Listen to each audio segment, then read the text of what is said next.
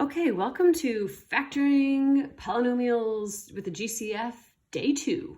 So I'm continuing the notes that we started yesterday. You just practiced finding the GCF. Now we're going to see what actually happens, like how do we factor a GCF out of a polynomial? So there's a bigger picture here. Finding the GCF is just the first part.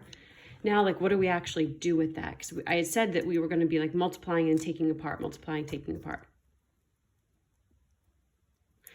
So what does that actually look like? How do I factor a GCF out of a polynomial? So let me explain basically what we're doing here. So you know how if I had 3 times x squared plus 2x minus 4. Last week, we were multiplying that into the polynomial, and the week before, or before spring break.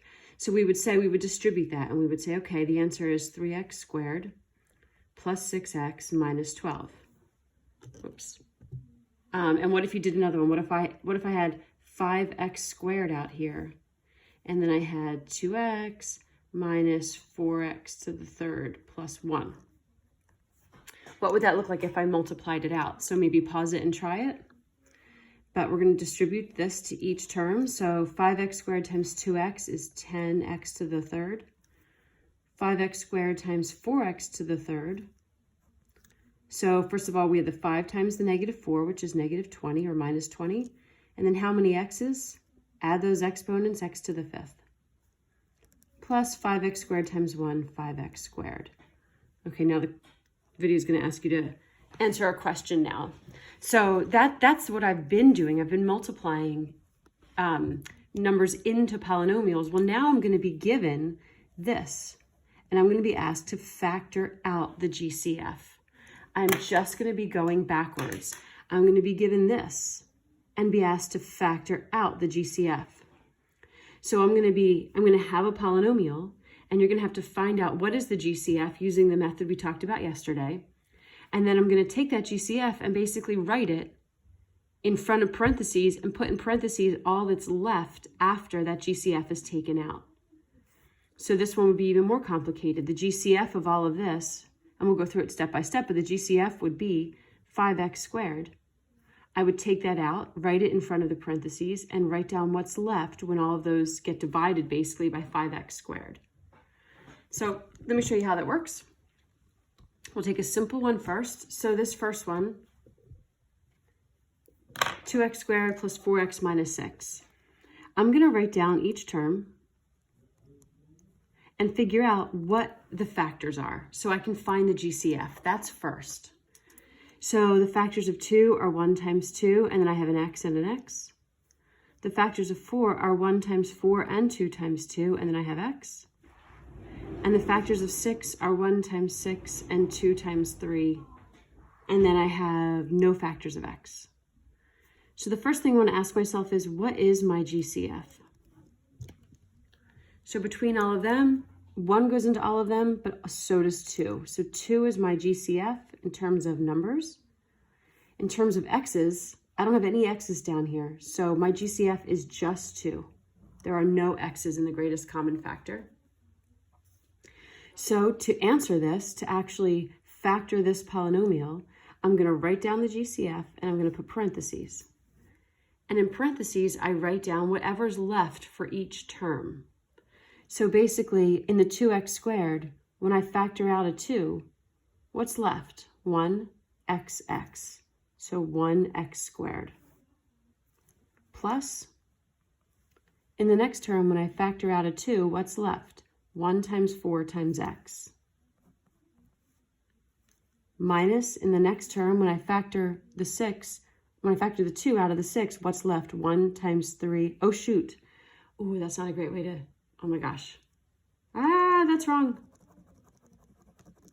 That would not work.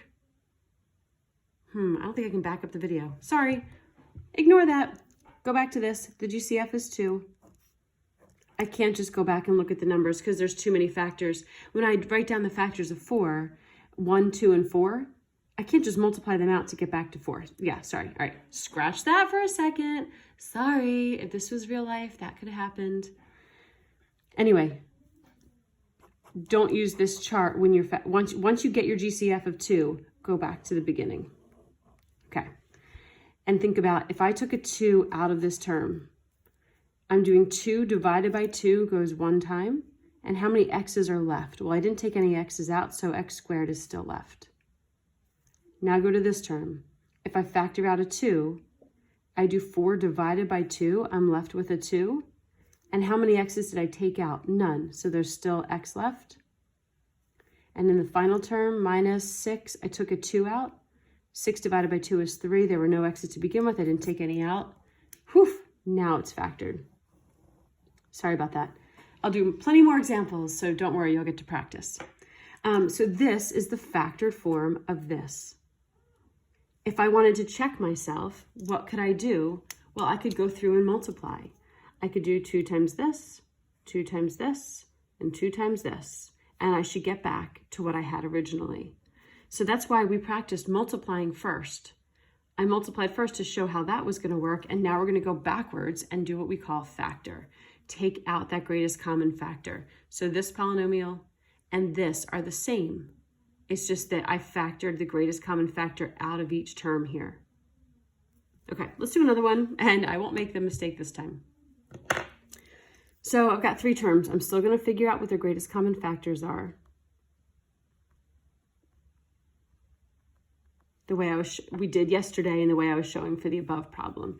So for 12x to the third, I'm going to have 1 times 12, 2 times 6, 3 times 4. And I have x to the third, so 3 x's. For 3, I only have 1 times 3, and then I have an x and an x. And for 15, I have 1 times 15, and 3 times 5, and that's it. And then I have an x. So in terms of my numbers, let's find our GCF. So our greatest common factor is going to be, let's see. Oops, I wrote 3 times 3 instead of 1 times 3. But what do they all share? The biggest number they all share in terms of a factor is 3. So my greatest common factor is 3. And then how about my x's? I have 3 of them, 2 of them, 1 of them. So they all share 1. My greatest common factor is 3x. Now let's actually factor. So how do I rewrite this? With a 3x out of it. So I write down the 3x, and in parentheses, I'm going to write what's left after 3x gets divided into each of these or taken out of each of these. So let's see. First, I'm going to deal with my numbers. If I take 3 out of 12, I am not left with 9. I do not subtract. I'm dividing. Because think about when I go back and check, I'm multiplying. So I want to do the opposite of that. I want to divide this out. So 12 divided by 3 is 4. How many x's do you have left? I took out 1. I have 2 left. Now let's go to the next term, minus. I took out a 3. So if I took out a 3, what do I have left? I have a 1. I took out 1x. How many x's are left? And now I took a 3x out of this term. So 3 out of 15 leaves me with 5. I took an x out. There's only 1 x there to begin with. So there's my factored form. So that is all we're trying to do. Figure out what's the GCF between the 3 terms and factor it out. Factor it out to the front and write down what would be remaining if a 3x got divided into each of these terms. To double check yourself, you can multiply. 3x times 4x squared is 12x to the third. Yup. 3x times 1x is a minus 3x squared. Yup. 3x times 5 is a 15x. Yup. All right, it's going to ask you a question now. 2 more small problems. Try these 2, and then I'm going to go through the answers. The second one is more complicated.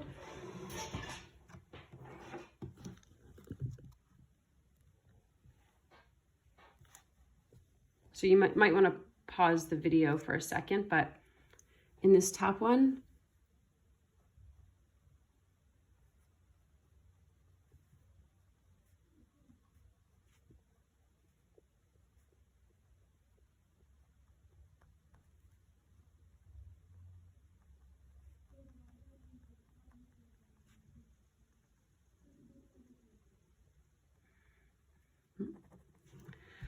I write out my factors.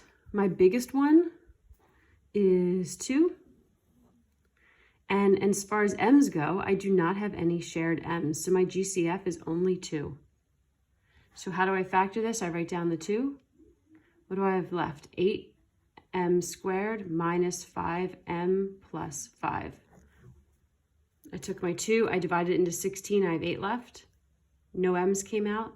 2 into 10 goes 5. No m's came out. 2 into 10 goes 5. I can check it by multiplying. 2 times 8m squared is 16m squared. 2 times 5m is 10m. 2 times 5 is 10. Perfect. Okay, this is the hardest one.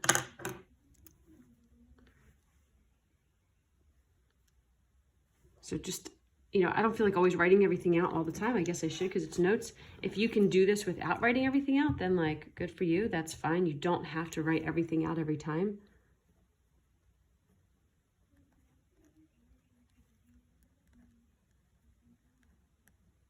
There's the factors of 20, 3 A's and 2 B's. The factors of 40, 1 times 40, 2 times 20, 4 times 10, 5 times 8. I think that's it. 2 A's, 3 B's. 24, A to the 5th B. I'm going to have 1 times 24, 2 times 12, 3 times 8, 4 times 6, 2, 3, 4, 5, 1. Greatest common factor.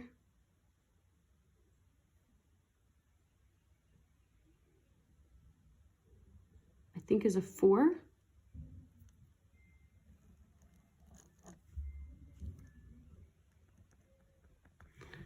Oops, right, I don't see anything bigger than 4 that goes into all of them. Nope. So the greatest common factor is going to be 4. And how many A's? So I have 3 A's here, 2 A's here, 5 here. So A squared is going to come out. I got 2 of them, 2 of them, 2 of them to take out. In terms of B's, I have 2, 3, and 1. So the most I can take out is just the 1. So there's my GCF. So my GCF is 4A squared B. And what am I left with? Well, divide 4 into 20, I get 5. And then I took out 2 A's, so I only have 1 A left. And I took out a B, so I have a B left. Now go to the next term. I took out a 4, so I have a 10 left. I took out 2 A's, so I have no A's left. I took out a B, so I have 2 B's left. Plus, I took out a 4. That goes into 24 6 times. I took out 2 A's, so I have 3 left. I took out a B, I have no B's left. There's my final answer. All right, hold on 1 second. Hey guys, I wanted to give gift cards to the trash people. Should I do that now? All right, hold on. Sorry, I gotta pause the video.